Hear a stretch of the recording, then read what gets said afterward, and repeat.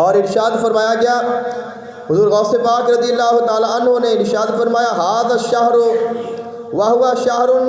تفتح فیہ الخیرات، یہ مہینہ ایسا مہینہ ہے جس وچ اللہ تعالیٰ تمام بھلائیاں دے دروازے کھول دیندا ہے۔ اور فرمایا تفتح فیہ الخیرات وتنزل فیہ البرکات،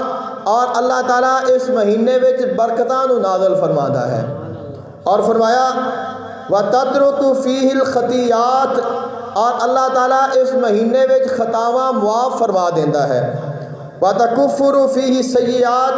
اور اللہ تعالیٰ جڑے انسان دے عیوب نے، نقائص نے، کمیاں نے، بیشیاں نے، انہاں نو دور فرما دیندا ہے۔ اور وتکثر فیہ الصلاۃ علی محمد خیر البریات، اور فرمایا اس مہینے وچ کثرت دے نال آقا علیہ الصلوۃ والسلام دی ذات بابرکات تے درود پاک پڑھیا کرو۔ اس ماہ مبارک وچ کثرت دے نال آقا علیہ الصلوۃ والسلام دے درود پاک پڑھیا کرو، کیونکہ اس مہینے نو درود دا مہینہ بھی آکھیا جاندہ ہے، یعنی ماہ شعبان المعظم نو درود پاک دا مہینہ بھی آکھیا جاندہ ہے کہ اس دے وچ کثرت دے نال حضور آقا دو عالم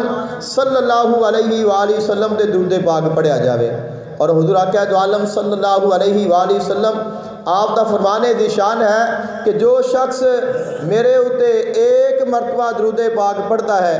اللہ تعالیٰ اس دے اوپر اپنی 10 رحمتاں نازل فرماندا ہے،